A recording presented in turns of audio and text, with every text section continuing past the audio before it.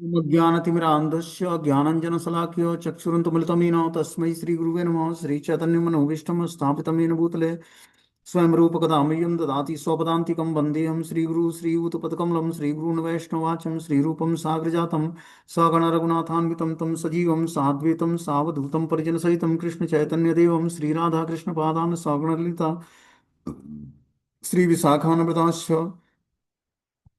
नित्यानंदम नमस्तुभ्यं प्रेमानंद प्रदायते कलो कलमस्य नाशाय जानवे नमः। नमो महावदन्याय कृष्ण प्रेम प्रदायते कृष्णाय कृष्ण चैतन्य नामिने गौरद्विष नमः। पंचतत्वात्मकं कृष्णं भक्तरूप स्वरूपं भक्तावतारं भक्ताख्यं नमामि भक्ति शक्तिकं। हे कृष्ण करुणा सिंधु दीनबंधु जगतपते गोपेश गोपिका कांत राधा कांत नमस्तुते। तप्त कांचन गौरांगे श्री राधे वृंदावनेश्वरी वृषभानुसुते देवी प्रणमामि हरिप्रिये। वाञ्छाकल्पतरुभ्यश्च कृपा सिन्धुभ्येव च पतितानां पावनेभ्यो वैष्णवेभ्यो नमो नमः। जय श्री कृष्ण चैतन्य प्रभु नित्यानंद श्री अद्वैत गदाधर श्रीवासादि श्री गौर भक्तवृंद। हरे कृष्ण कृष्ण कृष्ण हरे हरे, हरे राम राम राम हरे हरे। तो इसमें आज हम लोग को श्रीमद् भगवद गीता अध्याय 6 और श्लोक संख्या 11 नंबर पढ़ना है। टाइटल है ध्यान योग। उतस्तृचो देशे प्रतिष्ठाप्यम स्थिरमासनमात्मनः नात्युच्छित्य नातिनीचं चैलाजिन कुसुत्तरम तत्ते तत्रेकाग्रमनः कृत्वा यच्चितेन्द्रिय यच्चित्ते इन्द्रिय क्रिय उपविश्यासने युज्या घोग घोयम आत्मविशुद्धये। योगाभ्यास के लिए योगी एकांत स्थान में जाकर भूमि पर कुसा बिछा दे और फिर उसे मृग छाल से ढके। ऊपर से मुलायम वस्त्र बिछा दे। आसन न तो बहुत ऊंचा हो न बहुत नीचा, यह पवित्र स्थान में स्थिर हो। योगी को चाहिए कि फिर इस पर दृढ़तापूर्वक बैठ जाए और मन इंद्रिय तथा कर्मों को वश में करते हुए मन को एक बिंदु पर स्थिर करके हृदय को शुद्ध करने के लिए योगाभ्यास करे। तो ये अध्याय का टाइटल है ध्यान योग। तो ध्यान योग का मेथड बताया जा रहा है कि योगाभ्यास के लिए योगी एकांत स्थान में जाकर भूमि पर कुसा बिछाए, उसकी चटाई बिछाकर उसे छाल से ढके, ऊपर से मुलायम वस्त्र बिछाया। फिर आसन न तो बहुत ऊंचा हो न बहुत नीचा, और ये पवित्र स्थान में स्थिर होना चाहिए। योगी को इस प्रकार दृढ़तापूर्वक बैठकर मन इंद्रियों और कर्मों को वश में करके मन को बिंदु पर स्थिर करके हृदय को शुद्ध करने के लिए योगाभ्यास करना चाहिए। बोलते हैं, पवित्र स्थान तीर्थ स्थान का सूचक है। भारत में योगी तथा भक्त अपना घर त्याग करके प्रयाग मथुरा वृंदावन ऋषिकेश और हरिद्वार जैसे पवित्र स्थानों में वास करते हैं और एकांत स्थान में योगाभ्यास करते हैं जहाँ यमुना तथा गंगा जैसी नदियां प्रवाहित होती हैं। किंतु प्रायः ऐसे करना सबों के लिए, विशेषतया पाश्चात्य देशों के लिए संभव नहीं है। तो बता रहे हैं कि जो पवित्र स्थान है तीर्थ स्थान का सूचक है। भारत में योगी भक्त अपना घर त्याग करके प्रयाग मथुरा वृंदावन ऋषिकेश और हरिद्वार जैसे पवित्र स्थानों पर जाकर एकांतवास करके योगाभ्यास करते हैं जहाँ पर यमुना और गंगा नदियां प्रवाहित होती हैं। किंतु प्रायः ऐसा करना सबों के लिए, विशेषकर पाश्चात्य व्यक्ति के लिए संभव नहीं है। बोलते हैं, बड़े बड़े शहरों में तथाकथित योग समितियां भले ही धन कमा लें, किंतु वे योग के वास्तविक अभ्यास के लिए सर्वथा अनुपयुक्त होती हैं। जिसका मन विचलित है और आत्म संयमित नहीं है, वह ध्यान का अभ्यास नहीं कर सकता है। ध्यान का अभ्यास वही कर सकता है जिसका मन विचलित नहीं होता और आत्म संयमी है व्यक्ति।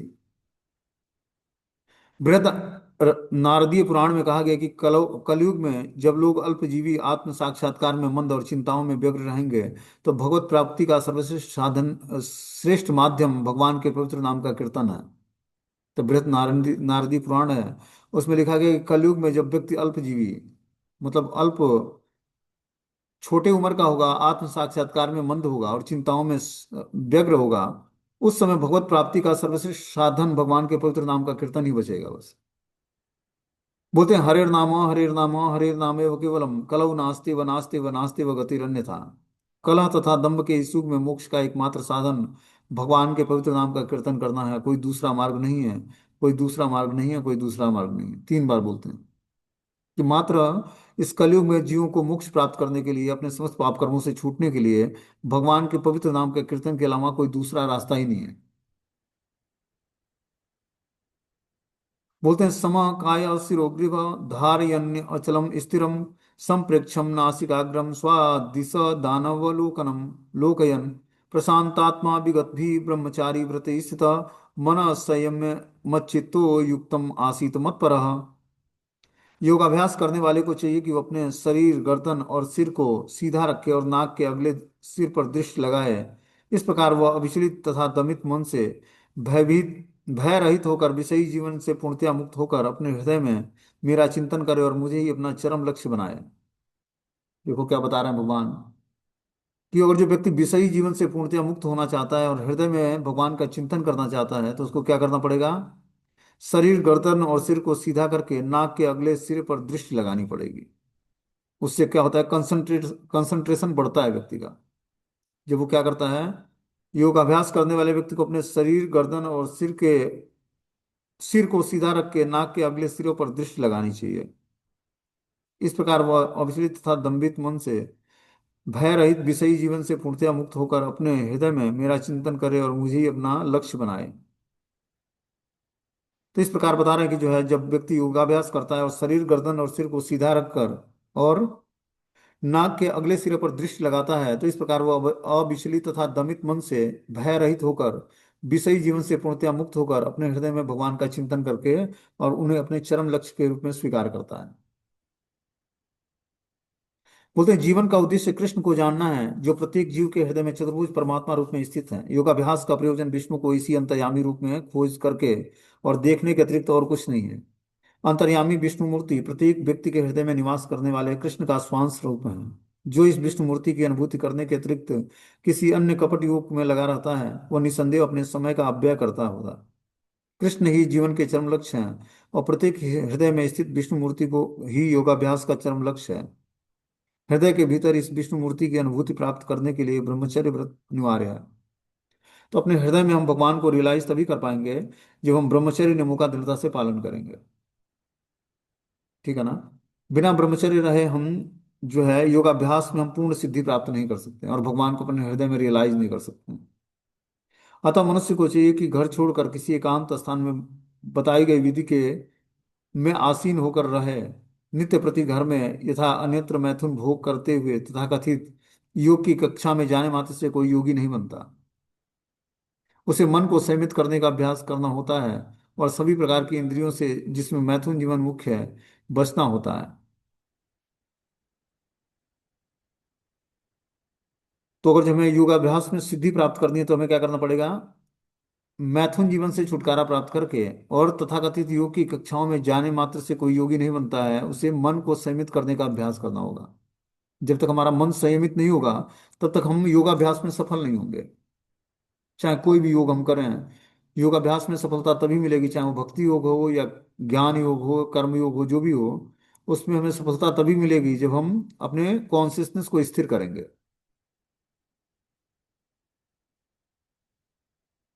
बोलते हैं, ज्ञान तथा ध्यान संप्रदाय वाले ऐसे गृहस्थ ब्रह्मचारी को भी प्रवेश नहीं देते।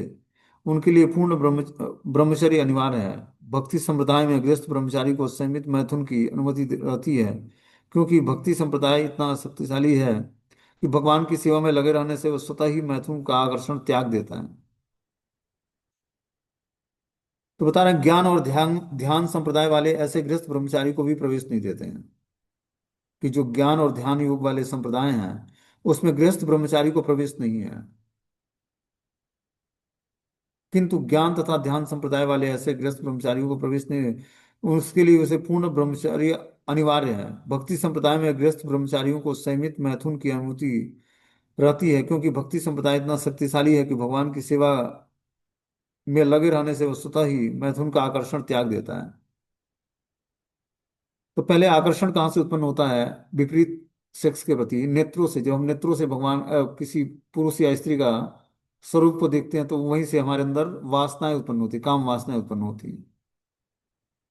तो जब वासनाएं उत्पन्न होती है तो मन जो है उसको एब्जॉर्ब करता है और उस बुद्धि को आगे इंफॉर्मेशन देता है और बुद्धि उसकी प्लानिंग पूरी करके और फिर से वो भौतिक संसार में जो है जीवात्मा को अलग अलग योनियों में डालती है, जैसे जैसे उसकी कामनाएं होती हैं। चाहे वो बता रहे हैं कि गृहस्थ ब्रह्मचारी भी संयमित मैथुन की अनुमति रहती है, क्योंकि भक्ति संप्रदाय इतना शक्तिशाली है कि भगवान की सेवा में लगे रहने से वह स्वतः ही मैथुन का आकर्षण त्याग देता है। तो जब तक हम भगवान की दिव्य सेवा में नहीं लगेंगे तब तक हम जो है मैथुन जीवन से छुटकारा प्राप्त नहीं कर पाएंगे। अपोजिट सेक्स के प्रति आकर्षण हमारा तभी तक है जब तक हम दृढ़ता से भगवान की भक्ति में नहीं जुड़ते हैं। बोलते भगवत गीता में भगवान ने कहा है कि विषया विनिवर्तन्ते निराहार से देहिनाम रसवर्ज्य रसो अपस्य परम दृष्टवा निवर्तते। जहाँ अन्यों के विषय में जहाँ अन्यों को विषय भोग से दूर रहने के लिए बाध्य किया जाता है, वहाँ भगवत भक्त भगवत रसास्वादन के कारण इंद्रिय तृप्ति से स्वतः ही विरक्त हो जाता है। भक्त को छोड़कर अन्य किसी को इस अनुपम रस का ज्ञान नहीं होता है। तो बता रहे हैं कि अन्यों को विषय भोगों से दूर रहने के लिए बाध्य किया जाता है, और वहाँ वहाँ भगवत भक्त रस भगवत रसास्वादन के कारण जीव इंद्रिय तृप्ति से स्वतः विरक्त हो जाता है। भक्त को छोड़कर अन्य किसी को इस अनुपम रस का ज्ञान नहीं होता है। तो जो ये अनुपम रस है भगवान की भक्ति, ये भक्ति करके ही हमें प्राप्त हो सकता है, और हम उसको टेस्ट ले सकते हैं, अनुपम रस का ज्ञान प्राप्त कर सकते हैं।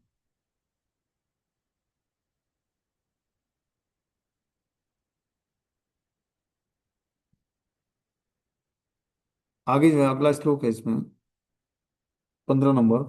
बोलते हैं युज्यनेव सदात्मानं योगी नियत मानसम शांति निर्वाण परमम मत स्थानि अधिगच्छति। इस प्रकार शरीर मन तथा कर्म में निरंतर संयम का अभ्यास करते हुए संयमित मन वाले योगी को इस भौतिक अस्तित्व की समाप्ति पर भगवत धाम की प्राप्ति होती है।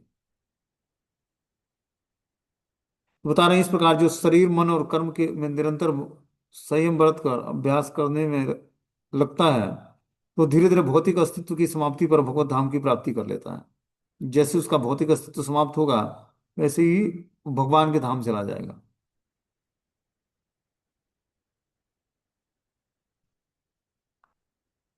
बोलते हैं अब योगाभ्यास के चरम लक्ष्य का स्पष्टीकरण किया गया कि योगाभ्यास किसी भौतिक सुविधा की प्राप्ति के लिए नहीं किया जाता है। इसका उद्देश्य तो भौतिक संसार से विरक्ति प्राप्त करना है। योगाभ्यास का वास्तविक उद्देश्य क्या है? भौतिक संसार से विरक्ति प्राप्त करना और भगवान के चरण कमलों के प्रति आसक्ति आसक्त हो जाना। जो कोई इसके द्वारा स्वास्थ्य लाभ चाहता है या भौतिक सिद्धि प्राप्त करने का इच्छुक होता है, वह भगवत गीता के अनुसार योगी नहीं है। न ही भौतिक अस्तित्व की समाप्ति का अर्थ शून्य में प्रवेश करना है, क्योंकि यह कपोल कल्पना है। भगवान की सृष्टि में कभी कहीं भी शून्य नहीं है।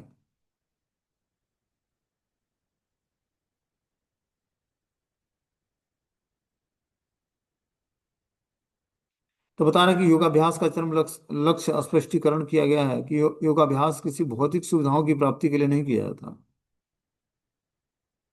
इसका उद्देश्य तो भौतिक संसार से विरक्ति प्राप्त करना है। तो जो योगाभ्यास है उसका मात्र उद्देश्य क्या है? भौतिक संसार से विरक्त हो जाना और भगवान के चरण कमलों के प्रति आसक्त हो जाना। जो कोई इसके द्वारा स्वास्थ्य लाभ चाहता है या भौतिक सिद्धि प्राप्त करने का इच्छुक है, उसे भगवत गीता के अनुसार योगी नहीं समझना चाहिए। न ही भौतिक अस्तित्व की समाप्ति का अर्थ शून्य में प्रवेश करना है, क्योंकि यह सब कपोल कल्पना है। भगवान की सृष्टि की में कहीं भी शून्य नहीं है। उल्टे भौतिक अस्तित्व की समाप्ति से मनुष्य भगवत धाम में प्रवेश करता है। जब उसका भौतिक अस्तित्व समाप्त होता है, तब वो भगवत धाम में प्रवेश करने का अधिकारी होता है।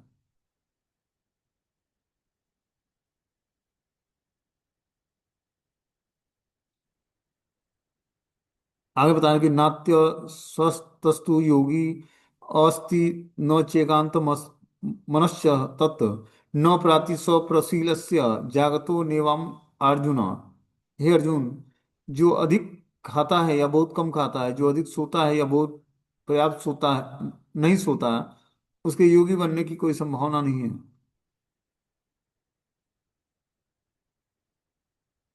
तो बता रहे कि हे अर्जुन, जो अधिक खाता है या बहुत कम खाता है, या अधिक सोता है अथवा पर्याप्त नहीं सोता, उसके योगी बनने का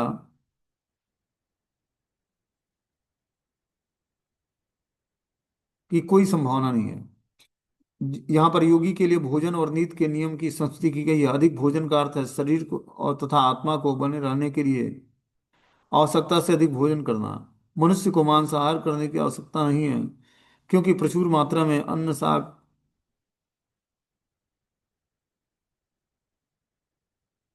फल और फूल उपलब्ध हैं। ऐसे सादे भोजन भोज्य पदार्थ को भगवत गीता के अनुसार सतुगुणी कहा गया है। मांसाहार तो तमोगुणी के लिए है, अतः जो लोग मांसाहार करते हैं, मद्यपान करते हैं, धूम्रपान करते हैं और कृष्ण को भोग लगाए बिना खाते हैं।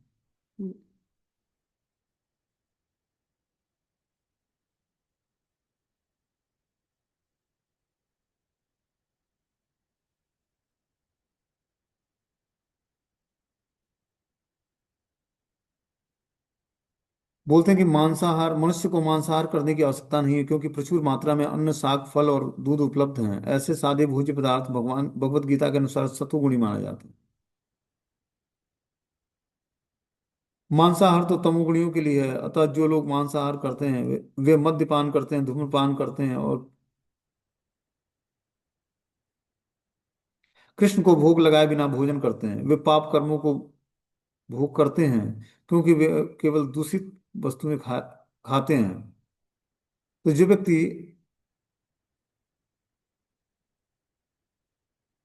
पाप कर्मों में लगा है, वो मद्यपान करता है, धूम्रपान करता है और कृष्ण को भोग लगाए बिना भोजन करता है, और इस प्रकार वो पाप कर्मों का भोग करता है, क्योंकि वे केवल दूषित वस्तुएं ही खाता है।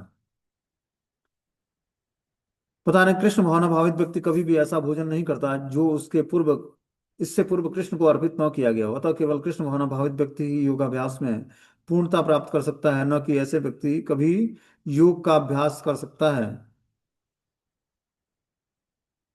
जो कृत्रिम उपवास की अनेक विधियों निकाल कर भोजन नहीं करता है।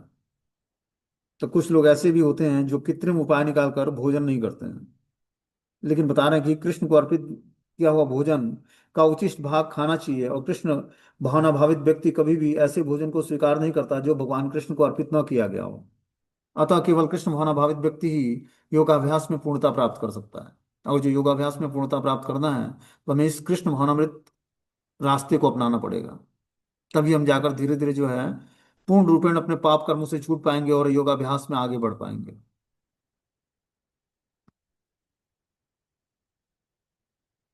आगे बता रहे, युक्ताहार विहारस्य युक्त चेष्टस्य कर्मसु युक्त स्वप्रबोधस्य योगो भवति दुःखः। जो खाने सोने प्रमोद आमोद तथा काम करने की आदतों में नियमित रहता है, वो योगाभ्यास द्वारा समस्त भौतिक कलमशों को नष्ट कर देता है। और जो हमें समस्त भौतिक कलमशों पर विजय प्राप्त करना है, नष्ट करना है, तो हमें खाने पीने, आमोद प्रमोद और काम करने की आदतों में नियमितता लानी पड़ेगी। ये बहुत ही आवश्यक है। और जब हम टाइम से भोजन नहीं करेंगे, टाइम से सोएंगे नहीं, आमोद प्रमोद करना, काम करने की आदतों में नियमितता रखना, ये योगाभ्यास में हमें समस्त क्लेशों को नष्ट कर देगा। योगाभ्यास करने के साथ साथ इन चीजों को भी हमें बहुत इंपॉर्टेंट मानना चाहिए, खाना, सोना, आमोद प्रमोद और काम करने की आदतों में नियमितता। बोलते हैं खाने, सोने, रक्षा करने और मैथुन करने जो शारीरिक आवश्यकताएं हैं, अति करने से योगाभ्यास की प्रगति रुक जाती है। यहाँ तक कि खाने का प्रश्न है, इसे तो प्रसादम या पवित्रकृत भोजन के रूप में नियमित बनाया जा सकता है। भगवत गीता के अनुसार भगवान कृष्ण को साग, फूल, फल, अन्न, दूध आदि भेंट की जाती है। इस प्रकार एक कृष्ण भावनाभावित व्यक्ति को ऐसे भोजन न करके को ऐसा भोजन न करने के का स्वतः प्रशिक्षण प्राप्त हो जाता है। जो मनुष्य के खाने योग्य नहीं होता, वह सतोगुण नहीं होता। जहां तक सोने का प्रश्न है, कृष्ण भावनाभावित व्यक्ति में कर्म फलों की निरंतर सतर्कता रहती है, अतः निद्रा में वो व्यर्थ समय नहीं गंवाता। अव्यर्थ कालत्वम, कृष्ण भावनाभावित व्यक्ति अपना एक मिनट भी समय भगवान की सेवा के बिना नहीं बिताता, अतः वो कम से कम सोता है। इसका आदर्श शिलारूप गोस्वामी हैं, जो कृष्ण की सेवा में निरंतर लगे रहते और दिन भर में 2 घंटे से अधिक नहीं सोते थे। तो सोने का मतलब होता है इग्नोरेंस, अज्ञानता में चले जाना। इसीलिए व्यक्ति जब कम सोता है तो क्या होता है, वो धीरे धीरे जो है कृष्ण भावनामृत के रास्ते पर आगे बढ़ पाता है। आगे इसमें अगले श्लोक में बताते हैं, 18वें श्लोक में, कि यदा विनीयतम चित्तम मात्यम मेवावतिष्ठते न स्पृहा कर्म भामिभ्यो युक्तम यत्युच्यते तदा। जब योगी योगाभ्यास द्वारा अपने मन को कार्यकलापों को वश में कर लेता है और अध्यात्म में स्थिर हो जाता है और समस्त भौतिक इच्छाओं से रहित हो जाता है, तब वह योग में सुस्थिर कहलाता है। तो हमें योग में स्थिर होने के लिए मानसिक कार्यकलापों को वश में करना पड़ेगा। मन में बहुत सारे जो हैं पूर्व जन्म के बहुत सारी थॉट्स या कार्यकलाप हम मन के बिहार पर करते हैं। और अध्यात्म में स्थिर बता रहे हैं कि जब व्यक्ति का मन भौतिक विषयों से ऊपर उठ जाता है और आध्यात्मिकता में स्थिर हो जाता है, अर्थात समस्त भौतिक इच्छाओं से रहित होकर,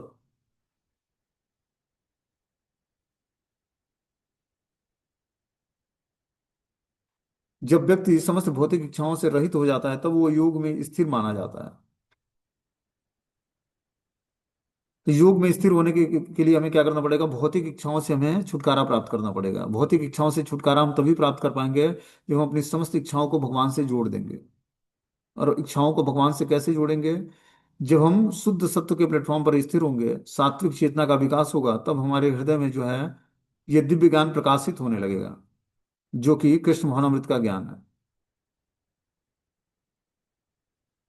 एक पूर्ण योगी अपने मानसिक कार्यों में इतना अनुशासित होता है कि उसे कोई भी भौतिक इच्छा विचलित नहीं कर सकती है। जो अनुशासित है,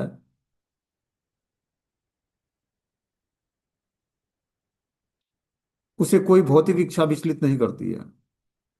वह सिद्ध सिद्ध अवस्था कृष्ण भावनाभावित व्यक्ति द्वारा स्वतः प्राप्त हो जाती है। और इस प्रकार भगवत गीता में कहा गया है, स वे मनः कृष्ण पदार बिंदु यो वर्चासि गुण वैकुंठ गुणानुवर्णनम करो हरे मंदिर मार्जनादिषु श्रुतिम चकारम अच्युत सोत कथोदयम मुकुंद लिंगा लय दर्शने दृशो मद्र गात्र स्पर्शे गंगा समः घ्राणं च तत्पाद सरोज सौरभे श्रीमत् श्रीमद मतुल्यस्य रसनां तदर्पितम् पादो हरे क्षेत्र पदानुसर्पणे शिरो ऋषिकेश पदाभिवंदने कामं च दास्ये न तु काममाया।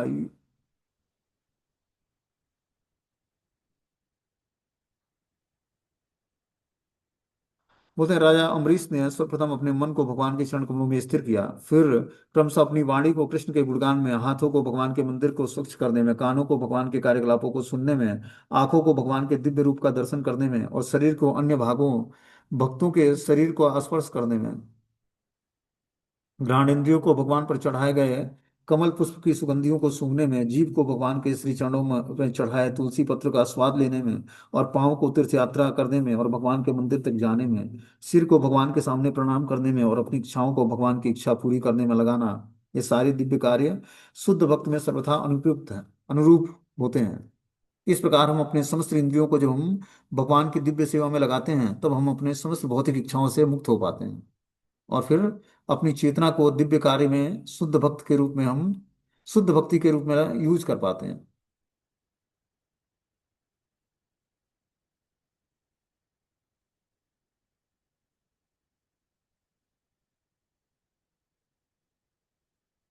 आगे बता रहे हैं, यथा दीपो निवातस्थो नैगते सोमुपा स्मृतम योगिनो यच्चित्तस्य युज्यते योगमात्मनः। जिस प्रकार वायु रहित स्थान में दीपक हिलता डुलता नहीं, उसी तरह जिस योगी का मन बस में होता है वह आत्म तत्व के ध्यान में सदैव स्थिर होता है। बता रहे हैं कि वह आत्म तत्व के ध्यान में सदैव स्थिर होता है। कैसा व्यक्ति? जिस प्रकार वायु रहित स्थान पर दीपक हिलता डुलता नहीं, उसी प्रकार जिस योगी का मन बस में होता है वो आत्म तत्व के ध्यान में सदैव स्थिर होता है। तो बता रहे हैं कि मन को हमें कंट्रोल करना पड़ेगा, तब हम जाकर आत्म तत्व के जानने की योग्यता हमारे अंदर आएगी।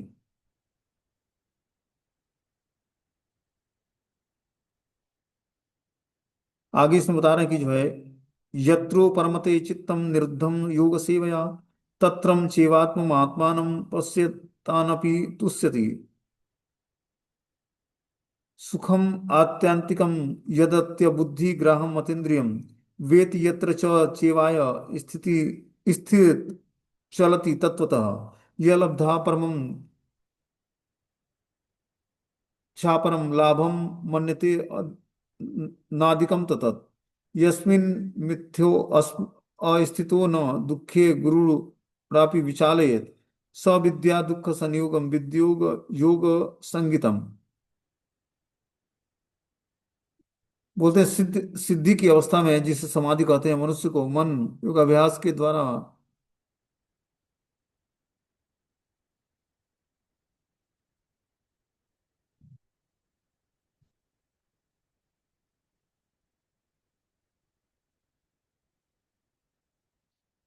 सिद्धि की अवस्था जिसे समाधि कहते हैं, मनुष्य को मन योगाभ्यास के द्वारा भौतिक मानसिक से पूर्णतया संयमित हो जाना चाहिए।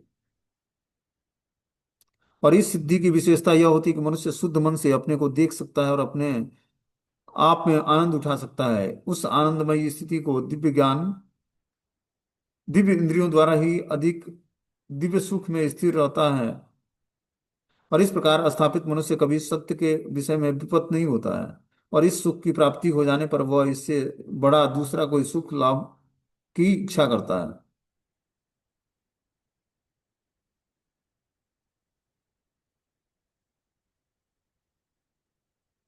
तात्पर्य में लिखते हैं कि योगाभ्यास में से मनुष्य भौतिक धारणाओं से क्रमशः विरक्त हो जाता है। जब हम योगाभ्यास करते हैं तो धीरे धीरे हम भौतिक धारणाओं से विरक्त हो जाते हैं, भौतिक इच्छाओं से, भौतिक परिवेश से। वह योग का प्रमुख लक्ष्य है। योग का प्रमुख लक्ष्य क्या है? भौतिक धारणाओं से क्रमशः विरक्त हो जाएं। इसके बाद वह समाधि में स्थिर हो जाता है, जिसका अर्थ यह होता है कि वह दिव्य मन और बुद्धि के द्वारा योगी अपने आप को परमात्मा समझने का भ्रम न करके परमात्मा की अनुभूति करता है। योगाभ्यास बहुत बड़ा पतंजलि की पद्धति पर आधारित है। कुछ अप्रामाणिक भाष्यकार जीवात्मा तथा परमात्मा में अभेद स्थापित करने का प्रयास करते हैं और अद्वैतवादी से मुक्ति मानते हैं, किंतु वे पतंजलि योग पद्धति के वास्तविक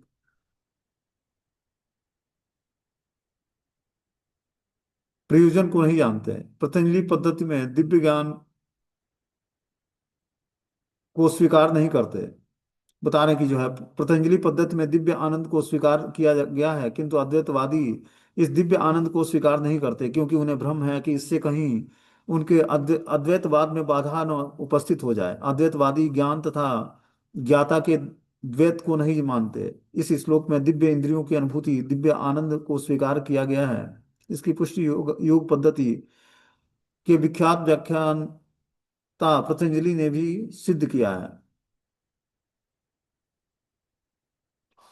बोलते हैं कि यद चिद शक्ति या अंतरंग शक्ति दिव्य है। पुरुषार्थ का तात्पर्य धर्म अर्थ काम तथा अंत में परम ब्रह्म से तदात्म या मोक्ष है। अद्वैतवादी परम ब्रह्म में इस तदात्म को कैवल्यम कहते हैं, किंतु पतंजलि के अनुसार कैवल्यम वह अंतरंग या दिव्य शक्ति है जिससे जीवात्मा अपने स्वाभाविक स्थिति से अवगत हो जाए।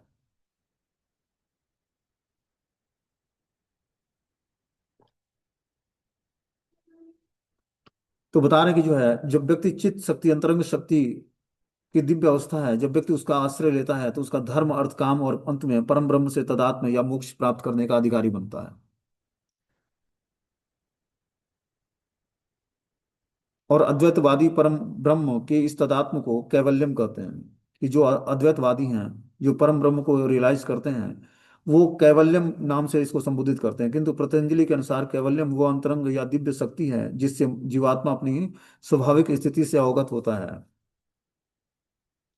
तो यह बता रहे हैं कि किंतु कैवल्यम वह अंतरंग या दिव्य शक्ति है जिससे जीवात्मा अपने स्वाभाविक स्थिति से अवगत हो जाए। आगे बताने, भगवान चैतन्य के शब्दों में यह अवस्था चेतु दर्पण मार्जनम अर्थात मन रूपी मलिन दर्पण का मार्जन है। यह मार्जन वास्तव में मुक्ति या भव महादावाग्नि निर्वापणम कहलाता है। निर्वाण के बाद आध्यात्मिक कार्यकलापों की या भगवत भक्ति की अभिव्यक्ति होती है, जिसे कृष्ण भावनाभावित कहते हैं, भावनामृत कहते हैं। भागवतम के शब्दों में स्वरूपेण व्यवस्थित जीवात्मा का वास्तविक जीवन यही है कि भौतिक दूषण से आध्यात्मिक जीवन के कलमश से युक्त होने की अवस्था माया कहलाती है। कि जब व्यक्ति भौतिक दूषण से मुक्ति चाहता है और जीवात्मा की मूल दिव्य स्थिति का विनाश हो जाता है, तो बता रहे कि जो भौतिक दूषण से मुक्ति का अभिप्राय जीवात्मा की मूल दिव्य स्थिति का विनाश है। केवल जो व्यक्ति भौतिक दूषणों से मुक्ति प्राप्त करना चाहता है तो उसका उद्देश्य क्या है? कि जीवात्मा की मूल दिव्य स्थिति का विनाश हो जाता है, जो उसकी जीवात्मा का मूल दिव्य स्थिति है का विनाश करना। पतंजलि भी इसी की पुष्टि इस शब्दों में करते हैं कि कैवल्य स्वरूप प्रतिष्ठा व चित्त शक्ति रीति। यह चित्त शक्ति या दिव्य आनंद ही वास्तविक जीवन है। इसका अनुमोदन वेदांत सूत्र में हुआ है। यह चित्त शक्ति ही योग का परम लक्ष्य है और भक्ति योग द्वारा इसे सरलता से प्राप्त किया जा सकता है। भक्ति योग का विस्तृत विवरण 7वें अध्याय में किया गया है। बोलते हैं कि समाधियां भी दो प्रकार की होती हैं, एक है संप्रज्ञात्मक और दूसरा है अप्रसंप्रज्ञात्मक समाधियां। जब मनुष्य विभिन्न दार्शनिक शोधों के द्वारा दिव्य स्थिति को प्राप्त होता है तो यह कहा जाता है कि उसे संप्रज्ञात समाधि प्राप्त हुई है। बता रहे हैं कि जब मनुष्य विविध दार्शनिक शोधों के द्वारा दिव्य स्थिति को प्राप्त होता है, तो वो स्थिति संप्रज्ञात्य समाधि कहलाती है। और दूसरा है असंप्रज्ञात समाधि में सांसारिक आनंद में कोई संबंध नहीं रहता, क्योंकि इससे मनुष्य इंद्रियों से प्राप्त होने वाले सभी प्रकार के सुखों से परे हो जाता है। एक बार इस दिव्य स्थिति को प्राप्त कर लेने पर योगी कभी उससे डिगता नहीं है। तो हमें अगर जो योग में स्थिर होना पड़ेगा, तो हम बता रहे हैं कि जो है दिव्य समाधि को प्राप्त करके और भगवान का चिंतन करना पड़ेगा। असंप्रज्ञ समाधि में सांसारिक आनंद से कोई संबंध नहीं रहता, क्योंकि इससे मनुष्य इंद्रियों से प्राप्त होने वाले सभी सुखों को से परे हो जाता है। और इस बार वो इस दिव्य स्थिति को प्राप्त करने कर लेने पर योगी कभी उससे डिगता नहीं है। तो अगर जो हमें योग में सिद्धि प्राप्त करनी है, तो क्या करना पड़ेगा? इंद्रियों के कार्यकलापों को बलपूर्वक रोक कर और दिव्य स्थिति प्रदान करने के लिए इंद्रियों को लगाना पड़ेगा। तब जाकर हम योग की सर्वोच्च सिद्धि को प्राप्त करेंगे। इस योग में योग की सर्वोच्च पद्धति कृष्ण भावनामृत है, जो निराशा उत्पन्नता करने वाली नहीं है। एक कृष्ण भावना भावित व्यक्ति अपने धर्म में इतना सुखी रहता है कि उसे किसी अन्य सुख की आकांक्षा नहीं रहती। इस दम प्रधान युग में हठ योग, ध्यान योग और ज्ञान योग का अभ्यास करते हुए अनेक अवरोध आ सकते हैं, किंतु कर्म योग या भक्ति योग के पालन से ऐसी समस्या सामने नहीं आती है। तो हमें कर्म योग बता रहे हैं कि हठ योग, ध्यान योग और ज्ञान योग का अभ्यास करते हुए हमें अनेक अवरोध आते हैं, किंतु कर्म योग या भक्ति योग के पालन से ऐसी समस्या सामने नहीं आती है। कि जब व्यक्ति कर्म योग या भक्ति योग का पालन करता है, तो उसके पास कोई समस्या नहीं आती है। जब तक यह शरीर है, तब तक शरीर की आवश्यकताएं आहार, निद्रा, भय और मैथुन को पूरा करना होता है। किंतु जो व्यक्ति शुद्ध भक्ति योग में अर्थात कृष्ण भावनामृत में स्थिर हो जाता है, वह शरीर की आवश्यकताओं की पूर्ति करते समय इंद्रियों को उत्तेजित नहीं करता, प्रति वो आधे घंटे वह घाटे के सौदे का सर्वोच्च उपयोग करके जीवन के न्यूनतम आवश्यकताओं को स्वीकार करता है और कृष्ण भावनामृत में दिव्य सुख भोगता है। तो बता रहे हैं कि शरीर की आवश्यकताओं की पूर्ति करते समय इंद्रियों को उत्तेजित नहीं करना चाहिए। प्रत्येक व घाटे के सौदे का सर्वोत्तम उपयोग करके जीवन की न्यूनतम आवश्यकताओं को स्वीकार करना और कृष्ण भावनामृत में दिव्य सुख को भोगना है। तो जब व्यक्ति इस भौतिक संसार में रहते हुए मिनिमम अपनी आवश्यकताओं को स्वीकार करके और पूर्ण रूपेण अपना जो है समय कृष्ण भावनामृत मतलब भगवान को आनंद प्रदान करने के लिए वो लगाता है, तब उसको दिव्य सुख का अनुभव होता है। वह दुर्घटनाओं, रोगों, अर्थ अभाव और यहाँ तक कि अपने प्रियजनों की मृत्यु जैसे आपातकालीन घटनाओं के प्रति भी निरपेक्ष रहता है। किंतु कृष्ण भावना भावित भावनामृत या भक्ति योग संबंधी अपने कर्मों को फल पूरा करने के लिए सदैव सचेष्ट रहता है।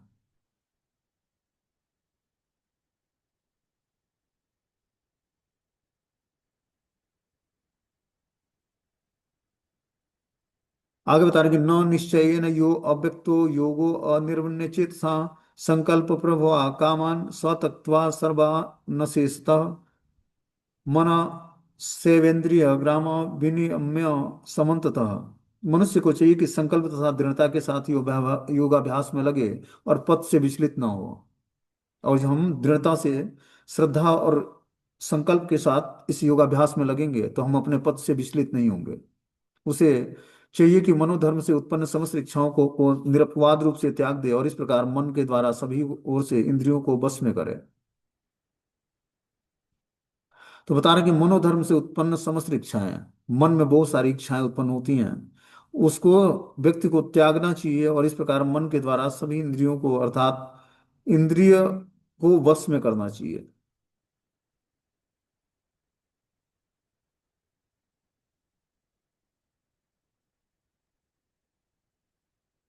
तात्पर्य में लिखते हैं कि योगाभ्यास करने वाले को दृढ़ संकल्प होना चाहिए और उसे चाहिए कि बिना विचलित हुए धैर्यपूर्वक अभ्यास करे।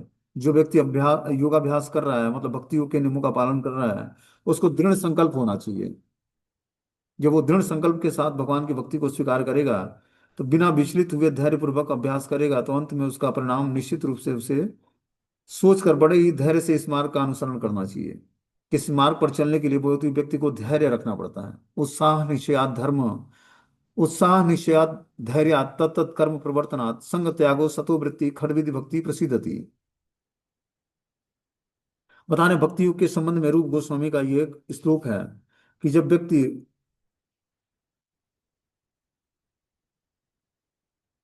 उत्साह, धैर्य और संकल्प के साथ भक्ति योग या पूर्ण रूप से पालन भक्ति के साथ समस्त निर्धारित कर्मों को करने और सत्य कर्मों में पूर्णतया लगे रहने से कर सकता है। बता रहे हैं कि जो है, जब व्यक्ति अपने कार्य को बड़े ही उत्साह, धैर्य और संकल्प के साथ भक्ति योग में पूर्ण रूपेण पालन करता है, तब वो निर्धारित कर्मों को करने और सत्य कर्मों से पूर्णतया लगे रहने से कर सकता है। जहां तक संकल्प की बात है, मनुष्य को चाहिए कि उसे गौरैया का आदर्श ग्रहण करे, जिससे सारे अंडे समुद्र की लहरों में मग्न हो गए। तो हमने देखा कि जो है, एक यहाँ पर श्लोक स्टोरी आती है गौरैया का, कि गौरैया एक आदर्श ग्रहण करती है कि जिससे सारे अंडे समुद्र की लहरों में मग्न हो जाता है। और एक गौरैया ने समुद्र तट पर अंडे दिया, किंतु विशाल समुद्र उसकी अपनी लहरों में समेट कर ले गया। उस पर गौरैया अत्यंत क्षुब्ध हो गई। उसने समुद्र से अंडे निकाल लेने के लिए कहा, किंतु समुद्र ने उसकी प्रार्थना पर कोई ध्यान नहीं दिया। अतः उसने समुद्र को सुखा डालने की ठान ली। वो अपनी नन्ही सी चोंच से समुद्र का पानी निकालने लगी। सभी उसके लिए इस असंभव संकल्प का उपहास करने लगे। उसके इस कार्य को सर्वत्र चर्चा चलने लगी, और अंत में भगवान विष्णु के विराट वाहन पक्षीराज गरुण ये बात सुने, तो उसने अपनी इस नन्ही पक्षी बहन को पर दया आई और वे गौरैया से मिलने आए। गरुड़ उस नन्ही गौरैया के निश्चय से बहुत ही प्रसन्न थे, और उन्होंने उसकी सहायता करने का वचन दिया। गरुड़ ने तुरंत ही समुद्र से कहा कि वह उसके अंडे लौटा दे, नहीं तो उसे स्वयं प्रकाश आना आना पड़ेगा। इससे समुद्र भयभीत होगा, और उससे अंडे लौटा दिए वह गौरैया गरुड़ की कृपा से सुखी हो गई। इस प्रकार योग विशेषतया कृष्ण भवनामृत में भक्ति योग अत्यंत दुष्कर प्रतीत होता है, किंतु जो कोई संकल्प के साथ नियमों का पालन करता है, भगवान निश्चित रूप से उसकी सहायता करते हैं। क्योंकि जो अपनी सहायता आप करते हैं, भगवान उसकी सहायता खुद करते हैं। तो जो व्यक्ति अपने संकल्पों में दृढ़ होकर नियमों का पालन करता है, और भगवान निश्चित रूप से उस पर कृपा करते हैं। क्योंकि वो अपनी सहायता खुद कर सकता है, इसलिए भगवान भी उसकी सहायता करते हैं। ठीक है ना। आगे जो है 25वां श्लोक है, इसको हम लोग कल के क्लास में सुनेंगे। हरे कृष्णा।